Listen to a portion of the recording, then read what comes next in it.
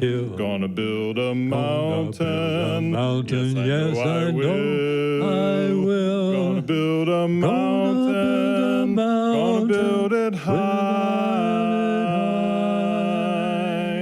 I don't know how I'm gonna do it. All I know I'm gonna try. Gonna build a daydream from a little hole. Gonna push that daydream up that mountain slope.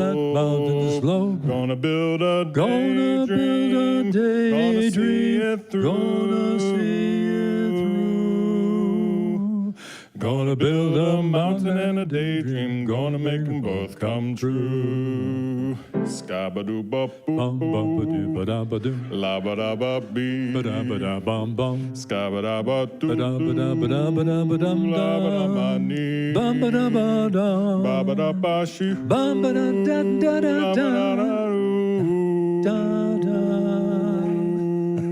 I don't know how I'm gonna do it, all I know I'm gonna try.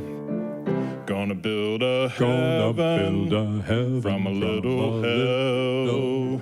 Gonna build a heaven, and I know darn well if I build my mountain with a lot of care,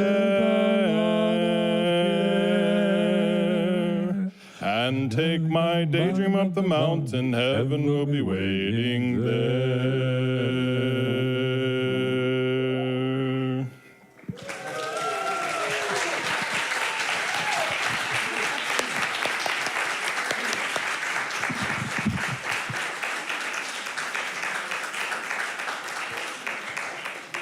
Well, thank you so much, Richard McLeod and Reverend Stephen Robinson. We're going to look forward to the next number that you provide for us. Thank you so much. So please stand now and join me in the congregational affirmation as found in your order of service. Love is the doctrine of this congregation. The quest for truth is its sacrament, and service is its prayer. To dwell together in peace, to seek knowledge and freedom, to serve others in community. Thus do we covenant with one another. Please be seated. Unitarian Universalism is a diverse and non-creedal religion. We are a covenantal religion, which means that we don't have to believe the same in order to treat each other the same, with respect, equity, compassion, and dignity. Our community is based on deeds, not creeds. As Unitarian Universalists, we side with love, embracing all people, regardless of age, color, race, socioeconomic status, physical ability, or religious background. We have been officially designated by the Unitarian Universalist Association, the UUA, as a welcoming congregation, which welcomes LGBTQ plus individuals. We especially welcome young families and children. Now, let's recognize those who do a lot of work at this congregation. Board members, please stand. Board members, they wear green name tags. That's how you can pick them out. And they always welcome your comments. They really do. Committee chairs, please stand now. Now, we also have committee chairs because we run our governance of our congregation via the board and via committee. So thank you so much, committee chairs. If you'd like to know which committee they chair, please see them at the social hour and they'll be glad to tell you all about their committee. At this time, we would like to recognize any guests or visitors who are with us today. So visitors, if you are willing and able, please rise and share with us your name and where you are from, or if you have guests with you, please feel free to introduce them. And Emilio will bring out around a microphone to aid with that process. Any visitors today? There we go.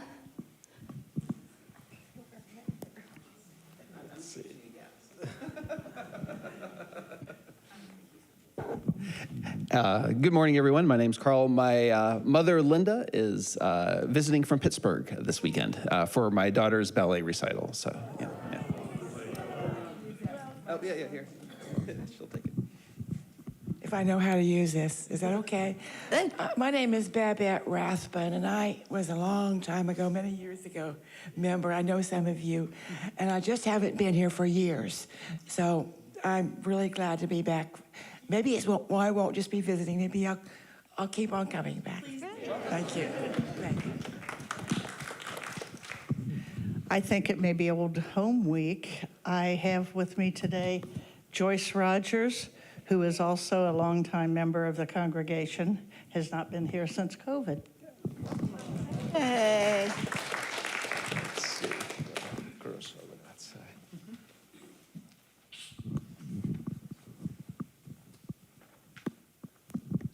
Hi, my name is Rockin. I'm here with my mom and my brother. We just moved to the Columbia area about 2 weeks ago, but have been going to UU since I was a kid. So I have 2 kids in the nursery, and we look forward to meeting you guys.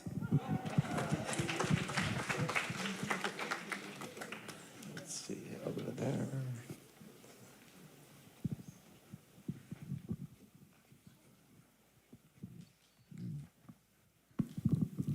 Hi, I'm Audrey. This is my friend Abby, and we just wanted to see what the Universalist Church is all about. We've heard about it and just wanted to see it for ourselves. My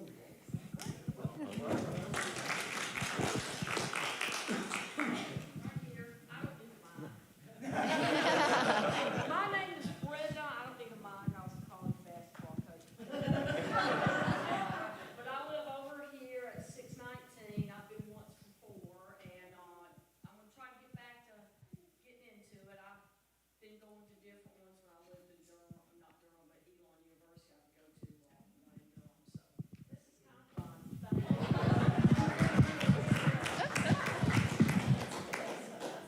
Well, we certainly welcome all of our visitors today, and a special welcome to Joyce Rogers, a longtime visitor. We haven't seen her for quite some time. So good to see you, Joyce. Also, visitors, you certainly don't have to, but we'd love to have you fill out a visitor card and put it in the collection plate. You'll find the visitor cards in the chair in front of you. There's a pocket on the back of the chair in front of you. That way we can send you our newsletters and emails, and we always respect your privacy. Don't worry about that. We encourage everyone to wear name tags so we can get to know each other better, and believe me, it does help. At this time, let us take a moment to greet each other. Turn around to those around you and offer a pleasant greeting, a handshake or a fist bump, and a big smile.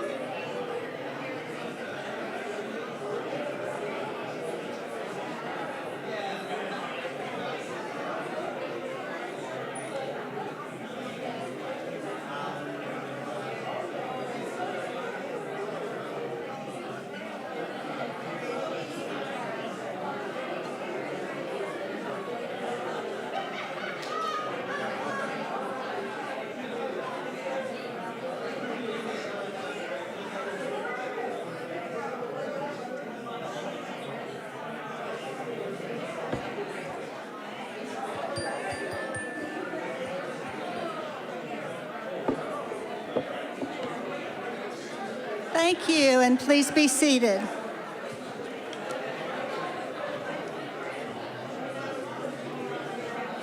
Thank you for the warm greetings, and please be seated.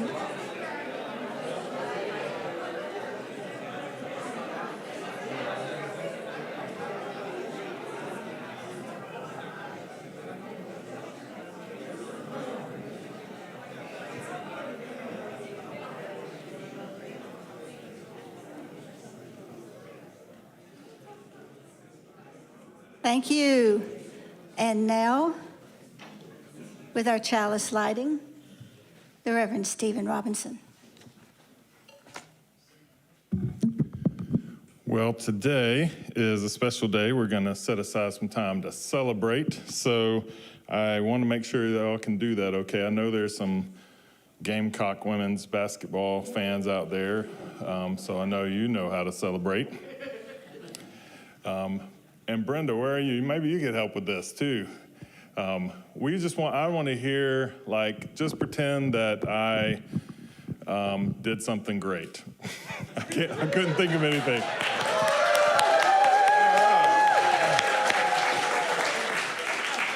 So that's pretty good. So let's pretend like I did something really great. All right. So y'all got it. We're going to be called on you to do that in a little bit in the service because today is all about celebration. And to light our chalice today, and maybe this is a good way to introduce you, if this is your first time to a Unitarian Universalist congregation, to introduce you to one of our key principles. And I'll let the artist formerly known as Prince and bring our words for lighting the chalice. He simply says, instead of hate, celebrate. So we light this chalice today to begin our service. Spirit of light and life, come unto us. I invite you to join in singing our opening hymn, number 361, Enter, Rejoice, and Come In. If you can please stand as you're willing and able, and we will sing all 5 verses.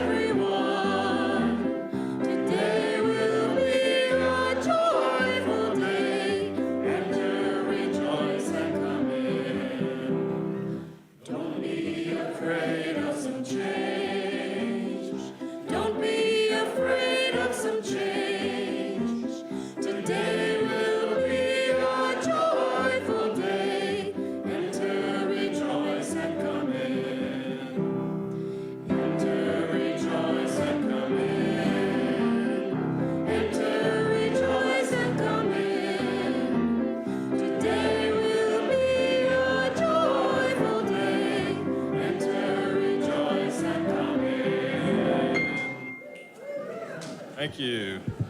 Ask the children as we read our opening words. After we read these words, I invite you to come down for our story for all ages. Our opening words come from Howard Thurman, who simply says, "Don't ask what the world needs, ask what makes you come alive, and go and do it, because what the world needs is people who have come alive." Will you join me down front for the story for all ages?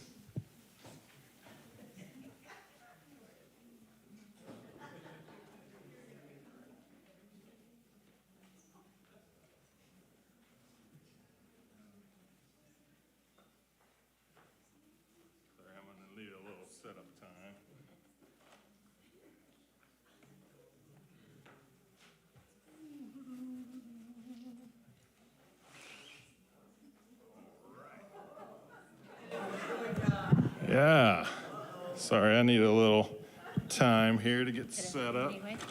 Oh, I could always use some help. All right. You know that. Now I'm ready. Let's see what I got here. That's gonna help us. Got some flip-flops. I'll probably need those. Definitely need those. Ow. Ouch. Oh, yeah. Ooh. Little shark toy. All right. Got a whole basket of toys here. All right. Got some sunscreen, just in case, you know, I need it. All right, I think I have about everything I need. I'm ready. Yep. Everything I need. Yep. Yes, sir? No, I'm not hungry. Thanks, though. I ate breakfast, noodles for breakfast. Oh, thank you, Phil. My.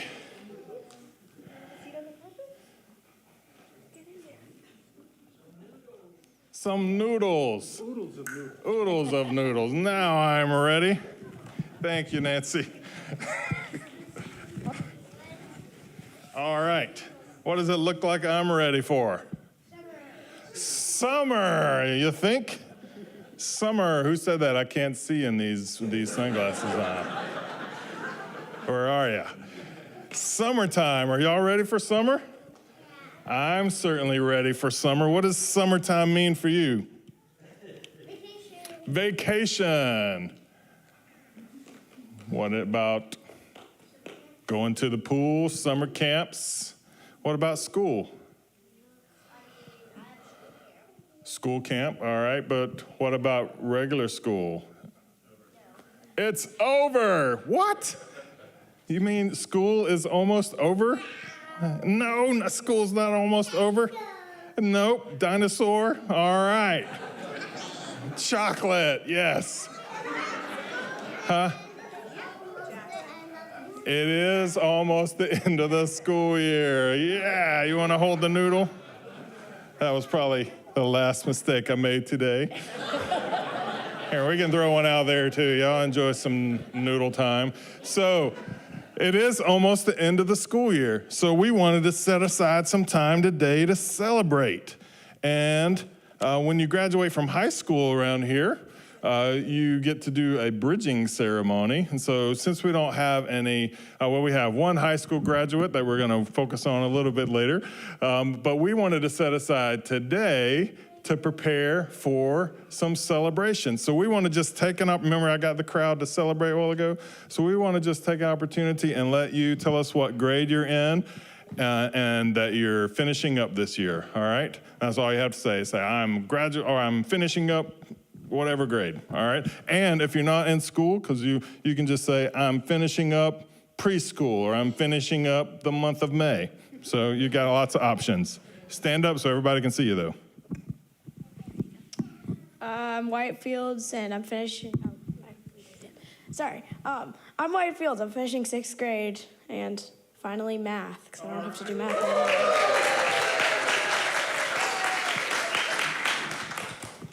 I'm finishing 3rd grade. 3rd grade. I'm finishing 6th grade. 6th grade. I'm finishing 1st grade. Woo! I'm finishing kindergarten.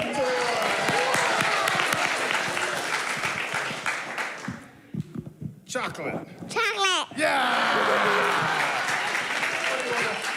What do you want to celebrate? Dinosaurs! Leo's like, I celebrate being quiet. Yeah! Anything else? You know, while you're sitting here, we're going to embarrass some bigger people. Where are they? Oh, do we have someone over here that's finishing something? My name is Danielle, and I'm finishing 8th grade. Woo!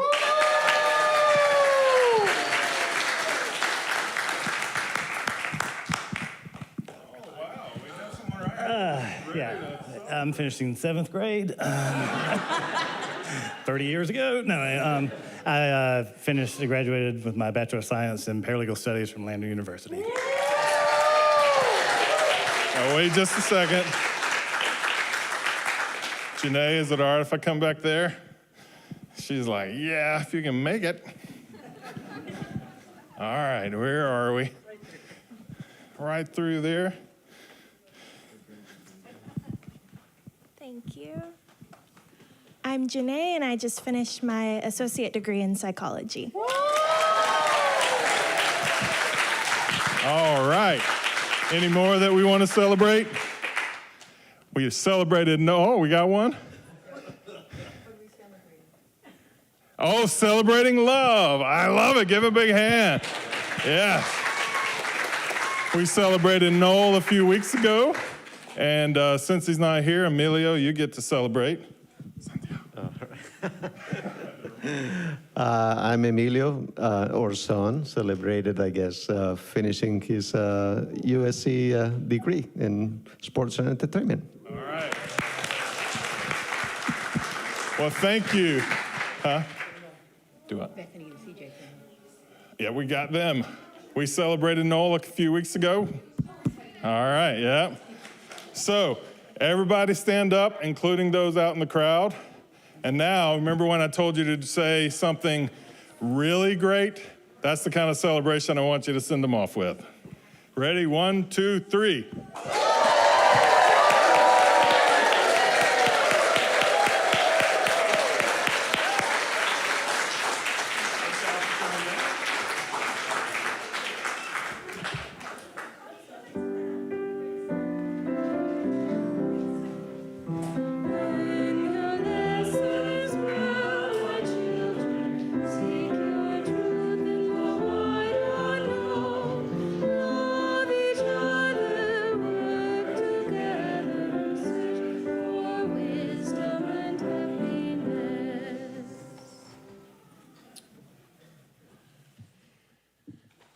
All right.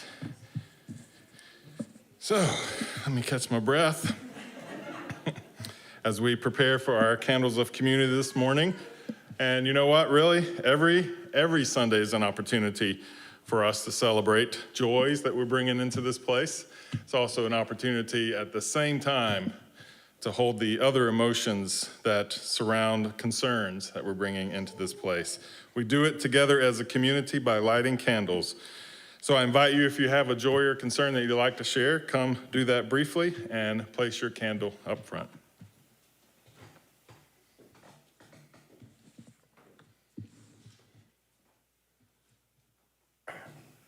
Hi, I'm Morgan.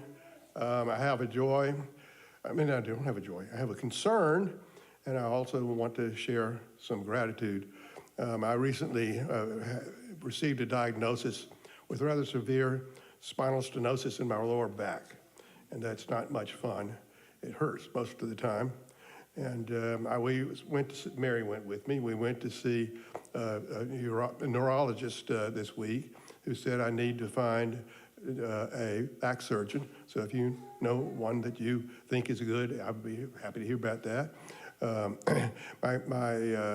gratitude, I have found that diagnosis scared me, but I found that the best antidote for fear is gratitude. And I'm very, very grateful for the wonderfully rich and privileged life I've had so far, and I'm still having with the love of my life, almost 53 years. And I'm grateful for our wonderful children and grandchildren and their spouses, and wonderful friends that we have had, including especially all of you. So thank you.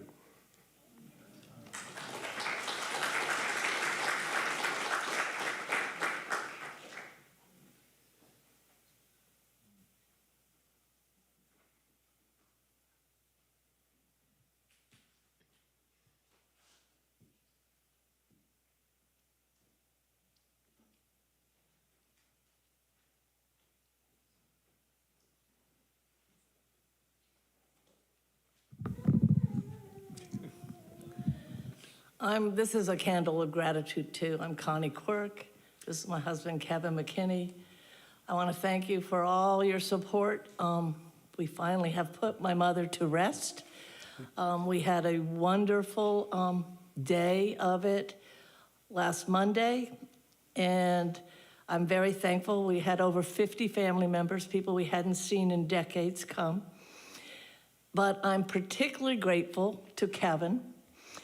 Kevin spent many hours putting together a video of, I had brought a huge pile of album books back and gone through and picked out pictures, and he put them to 30s and 40s music.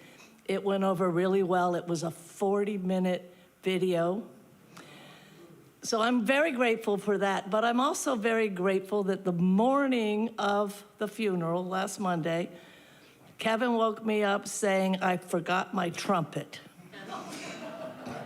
And he was to play taps, because my mother was an auxiliary Coast Guard member for over 20 years with my father, and she was also an Air Force wife, so she was, in my mind, also in the Air Force.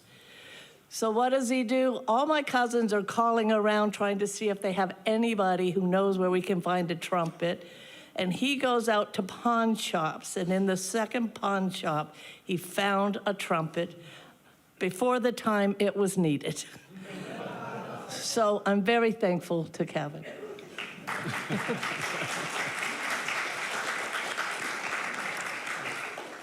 I'm grateful to Connie for framing that as a positive thing. I did get a horn for 90% off. That was pretty good. But I'm more grateful for her to basically keeping me around all these years.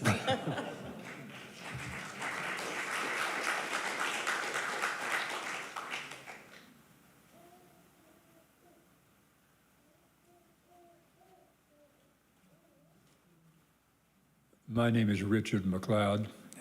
This is a candle of concern for Bob Gillespie.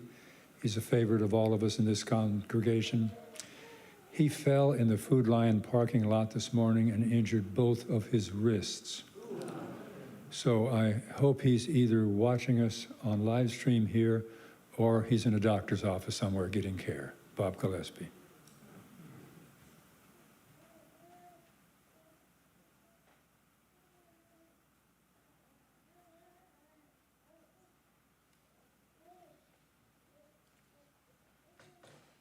The last candle that we light is for the joys, the concerns that you're holding in your heart silently.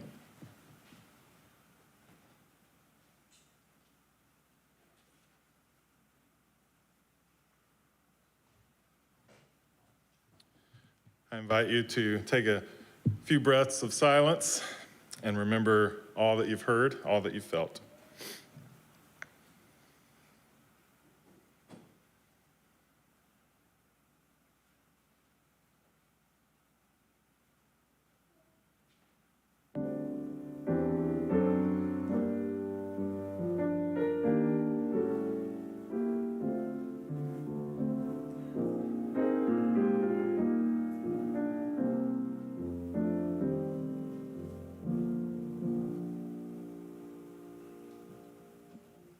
As we prepare for our offering this morning, it's my pleasure to bring back up here to share a little bit about Planned Parenthood, Allison Teratio, as our Share the Plate recipient this month.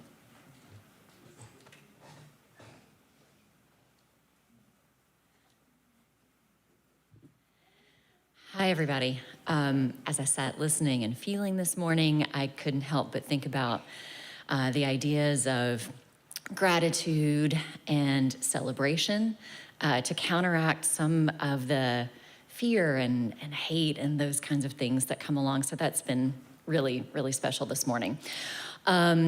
And I come before you also in gratitude for this congregation, because not only do you share the plate, but you share of your time and your resources. So even since I was here last time, I've seen members of this congregation join us in helping make phone calls to spread the word and showing up at the State House to be a presence of support for some of our champions who just last week held the South Carolina House floor for about 2 days with 1,000 amendments to the 6-week abortion ban. Yes.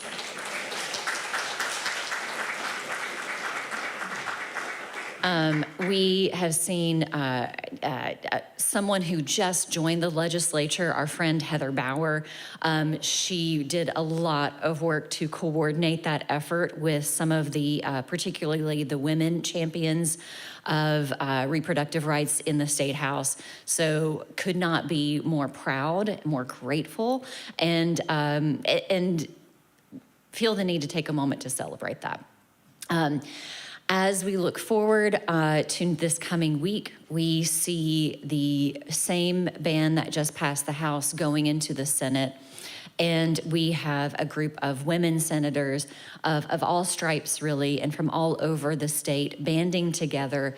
And we want to send encouragement their way and celebrate their efforts and their bravery and their willingness to stand up for the people of the state of South Carolina.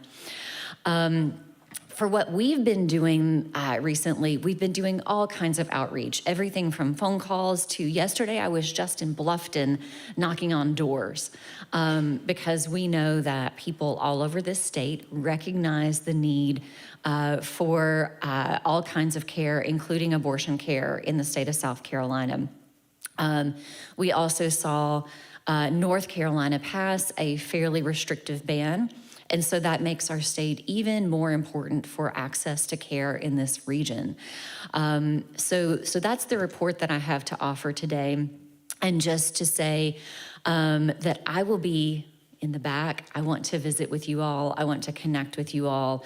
I want to send my eternal gratitude for this congregation and for clearly the way that you care about each other, the way that your hearts are open to people not only in this neighborhood, but to visitors and to people across the state, and that you really, really put your money and your time and your energy where your mouth is. So thank you all.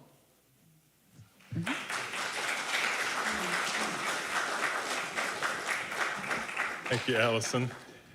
You can give to Share the Plate with cash today. You can use an offering envelope to do that, or you can also use our online website for donation as well. This time I invite our ushers to come and receive our morning offering. This morning's offering music is Forever Young, a song Bob Dylan wrote for his son. And if this is one that you know and love and you want to hum or sing along with the chorus, please do. May God bless and keep you always. May your wishes all come true. May you always do for others and let others do for you. May you build a ladder to the stars and climb on every rung. May you stay forever young, forever young,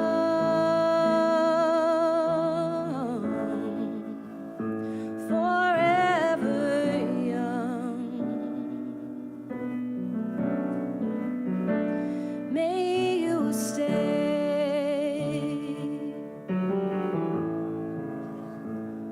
forever young.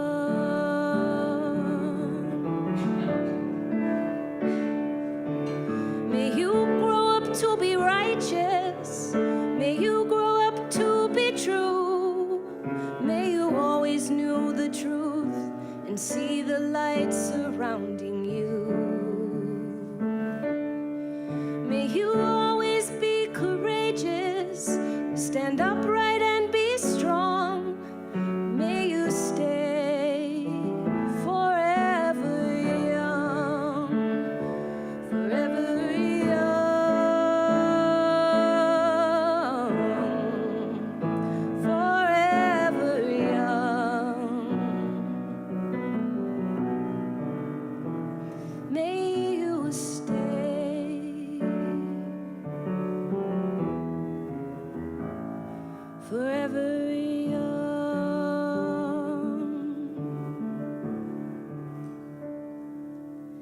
May your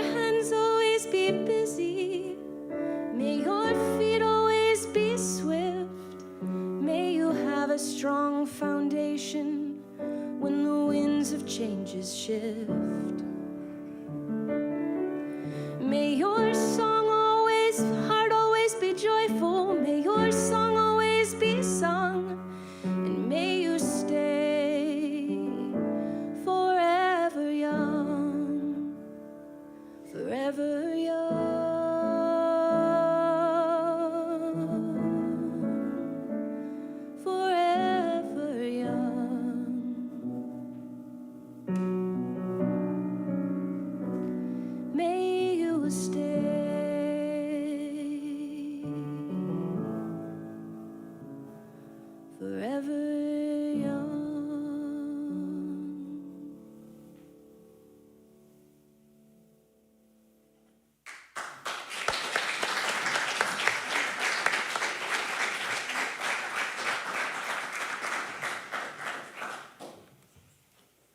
Receive our offering today, symbol of our commitment to our good work.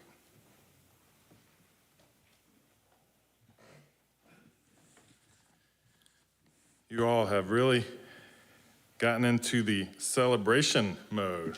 Your claps are a little louder today, and we're hearing some whoop whoops out there when you clap, so that's nice. So if this is the first time for you here, every once in a while when I finish a sermon, I can always tell if it's too long because I get this huge applause when it's over. So hopefully that won't be the case today. Especially it will really feel compounded since you're in that mode of celebrating, like, oh, he's finally stopped talking.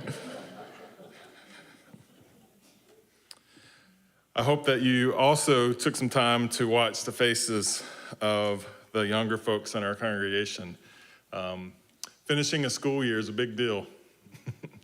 And getting through it with all the challenges they face. So to have this community wrapping their celebratory arms around them this morning was a beautiful sight, and watching the smiles on their face. And when I say little ones, Jason, you're in with that too. So just so you know.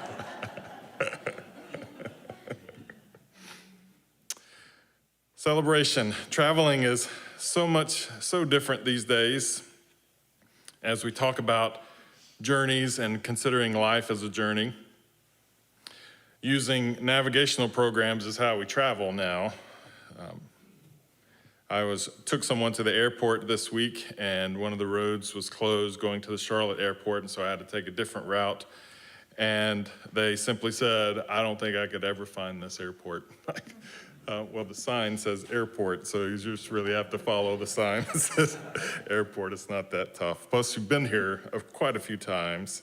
But that is our day and age of traveling. If we can't locate it on some kind of navigational tool and have strict directions place to place, then we really struggle from going from point A to point B to point C without someone or some machine telling us how to get different places. It's totally different than how I grew up. I want to give you an example, and this is absolutely accurate from the way I was taught to the way I still think when I'm in my hometown.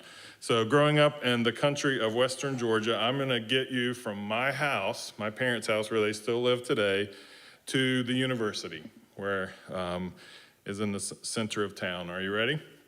I'm going to do this.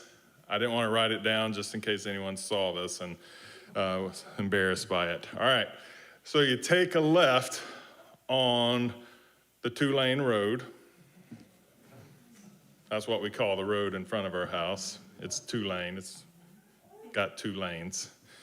You go around the big curve and you take a right at the Methodist church where we had Uncle John's funeral.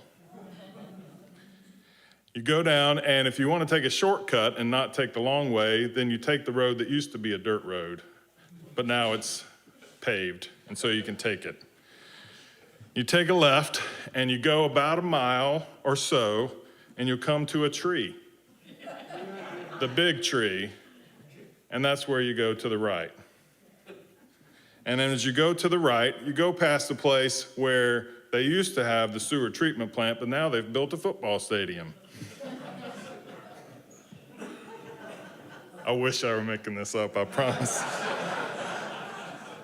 You just keep going straight there. So I always ask, what's the point of that direction? Well, he just reminds you to keep going straight. You turn right at the old print shop. Is it a print shop still? No, it hasn't been a print shop for years, but it is the old print shop. What's there now? I don't know what's there now, but it used to be a print shop.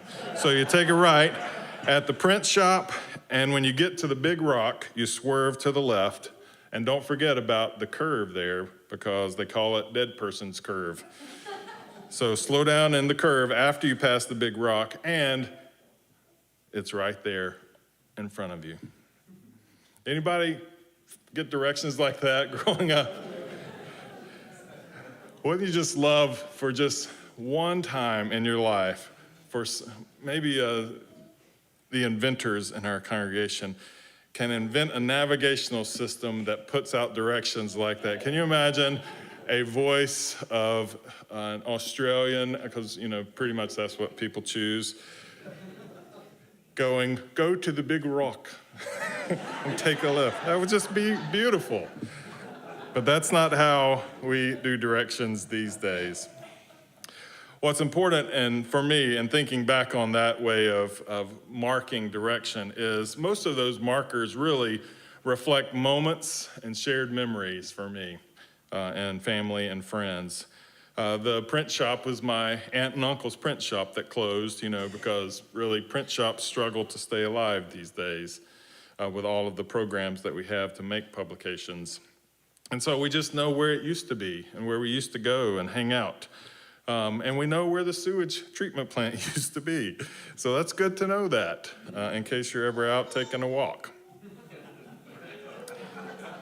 We know about the big oak because we've watched it grow from being really a big oak to a bigger oak. And we know about the rock because we've played on that rock and climbed on that rock. And we know that this road used to be a dirt road, and we know this is the place where we had a funeral. These markers reflect moments, reflect memories, and honestly, just doing it just now brings back a flood of those memories. It's almost as if I'm back in that location thinking about it. John O'Donohue writes that any phase of life that is passing away and moving into something new intensifies toward the end into a real frontier that cannot be crossed without the heart being passionately engaged and woken up. I sure hope that's true, because we are living in an age of intense feelings. We have so many things that we can be angry about, afraid of. Some days we feel like we're just doing the routine of survival. Some days we want to curl up in a ball and just hide. But as Mary Oliver writes, meanwhile, the world just keeps going on. And so we have to pause on these moments of thresholds that offer us a chance to not just feel them, but to wake up to the intense emotions that we feel, to pay attention to these markers that reflect moments along the journey. Just about every civilization used some kind of markers to point out different points on the journey. We have Roman obelisks that are brought up to let people know, here's the point that someone else took the journey. If you're here, this is to let you know how far you have to go, but also to let you know you're on the right path. We can find those in India and various places around the world, including places like I just named here in the U.S. They let travelers know that they are on the right path. I can remember distinctly as a teenage driver driving on the interstate on I-20, heading to Atlanta. I remember the exact moment in my mind, driving alone. I've never shared this with anyone, so this is brand new news here today.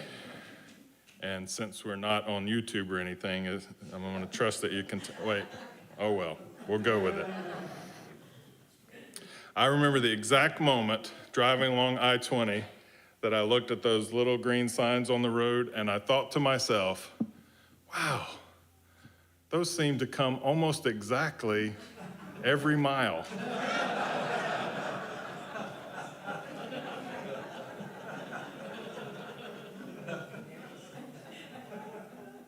There you go. I do have some gifts as your minister, maybe not all of them. But these milestones and these markers have become metaphors for marking the important parts of the journey on our lives as well. The moments of those threshold moments, as Donahue describes, where we get passionately engaged and it awakens us to something new. We think about where we were, where we are, and where we are going. And it allows us to follow this mental breadcrumb back through our lives to these defining moments. Only after this kind of self-reflection can we truly understand ourselves. You see, as kids, we learn a lot from cause and effect. If I do this, this happens. If I touch this, it's hot. It burns my hand. If I say this and someone laughs, then I just keep saying it over and over again until it's not funny anymore and it's become just annoying. If I build this tower, I can knock it over and it'll fall down. You know, we learn cause and effect constantly as children and as youth. And you know what? We learn that same way as adults. As we look back on these threshold moments in our life, these times where we had something that changed, that moved us in different directions, we can think back, when I was doing this, I did it this way, and then I changed.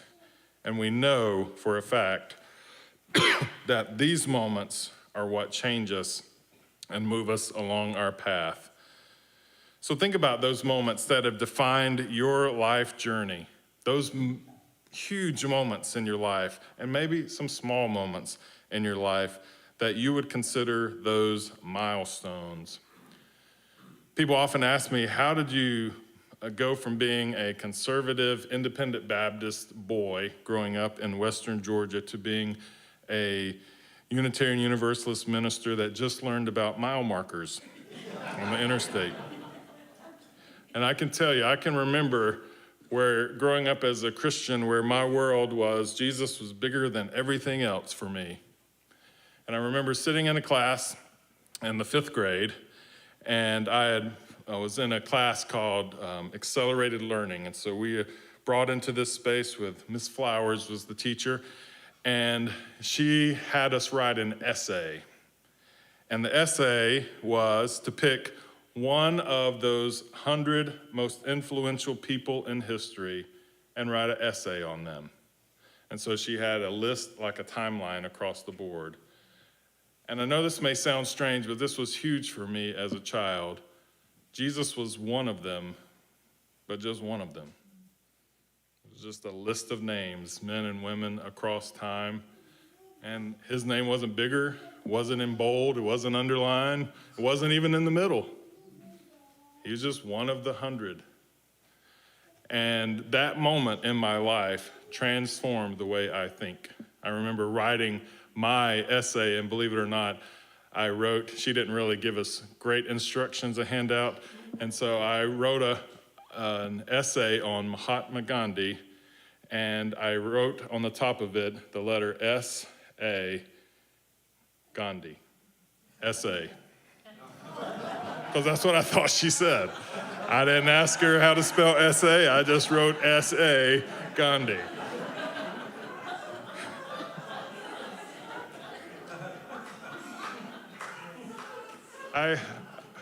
I would ask at this point that you consider the smarter things that I've said as your minister, and don't basically renew my contract based on what we've talked about today. But I know for a fact, I can feel it in my gut deeply, that moment of seeing that and thinking to myself, the world is bigger than what I know. It's absolutely bigger than what I know. And how many moments like that have transformed me, where I thought I knew something and the world just keeps growing and keeps expanding and keeps getting bigger. And I spend most of my life trying to play catch up. Even though I would consider myself a progressive, I spend most of my life trying to play catch up to the world that is growing and expanding. So think about those moments in your life that have defined your journey. We did an exercise not too long ago, a few weeks ago here at the congregation on a Saturday where congregants were invited to come and write their eulogy. And I think that's a beautiful example of taking stock of where your life has gone. Every time I do a memorial service or a funeral for one of our members or one of our friends or someone in the community, and I began to piece together the story of this person, it's always about, man, the different points in their life where they made decisions, they made changes, they made moves that transformed them into the people that they became and were becoming. So take stock of those things in your life, and when we hit those thresholds in life, we need to set up markers and remember them. But we also need to practice the discipline of celebration. If we don't pause to celebrate when we hit those thresholds in our life, then we just become hamsters on the wheel, moving on to the next thing. We get this as children, and the children that we had up here today, as much as we enjoyed celebrating them, they actually get that a lot in their lives. We celebrate for children, but somehow that fades as we move into the seriousness of adult life. When the truth is, you and I long to be celebrated. We long for recognition in our lives. We long to see and feel and know that someone sees us and celebrates us. As we've studied healthcare workers over the past year, there's a lot that we're trying to do to make sure that healthcare workers are feeling comfortable in their jobs and feeling passionate about their work after coming through what we have for the past few years. And believe it or not, even above compensation, the one thing that they long for is recognition. Recognition. Someone to say, you did a great job. You did a great job. You and I have to do that together. We have to constantly do celebration things. But here's the hard part. We also have to learn how to celebrate ourselves. And it is hard work, because celebrating ourselves is how we fill our cup and we stay passionately engaged in the threshold of where we are, of where we've been, and where we're going. Celebrating yourself is actually very vulnerable work. You have to reframe what vulnerability means. Typically, when we talk about vulnerability, we think about someone sharing their pain, someone sharing their sorrow, someone sharing something that was difficult in their life. But oftentimes, even more difficult than that, as far as vulnerability goes, is standing up and going, hey, I did this great today. Hey, I need to let y'all know, I had a great day. I stayed awake at work the entire day. It was awesome. I accomplished this.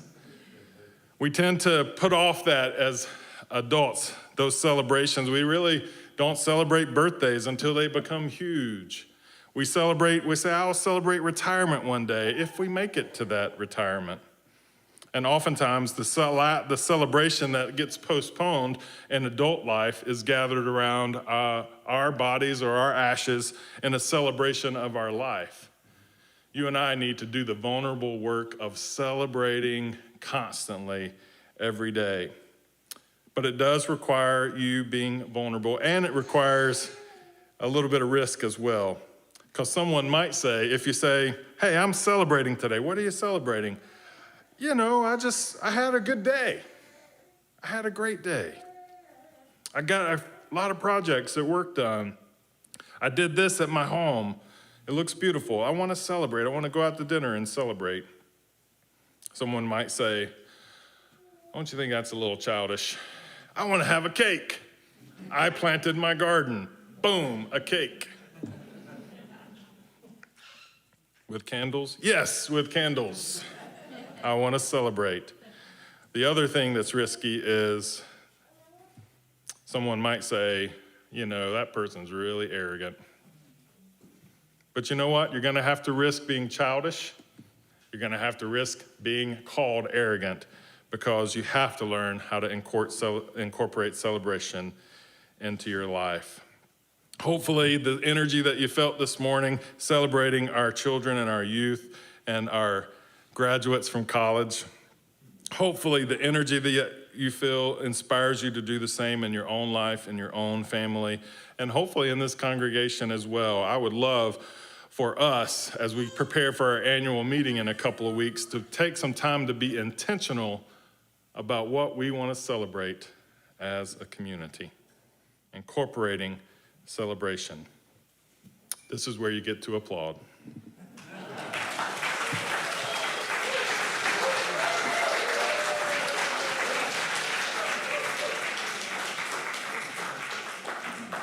Please join in singing hymn number 347, Gather the Spirit, and stand as you're willing and able.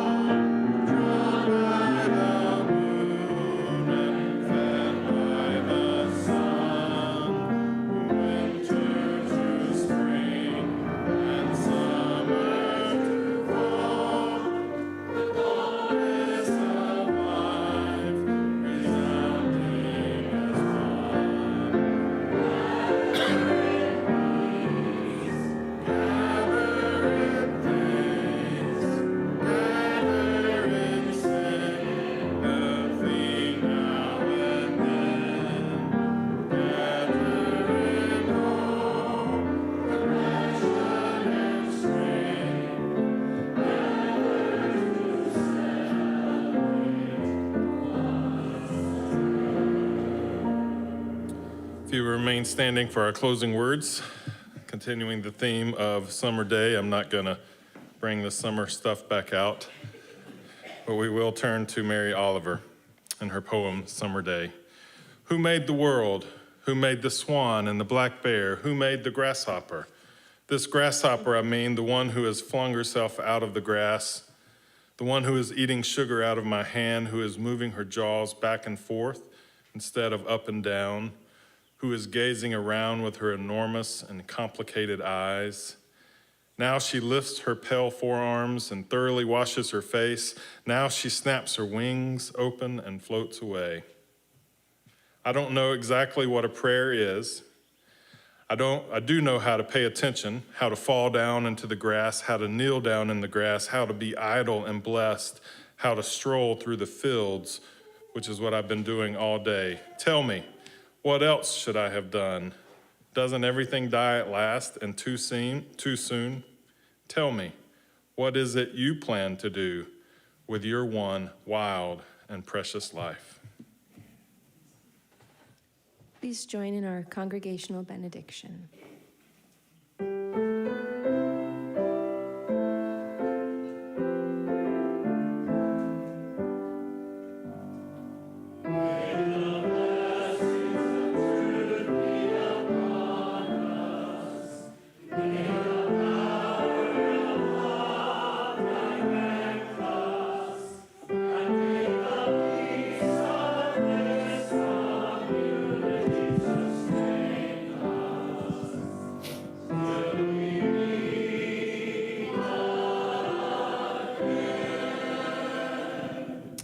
Just a reminder, Allison has offered to stay in the back if you have some questions or want to talk about especially volunteering opportunities, right, for Planned Parenthood. She's available to talk. To those who are guests, whether it's the first time you're here or whether you're returning, we are so thankful and we celebrate that you're here. How are we supposed to? We celebrate that you're here. All right. It's nice. See, we learn by cause and effect. We hope you stick around and give us a chance to get to know you and you a chance to get to know us as well. Thank you all for being here today.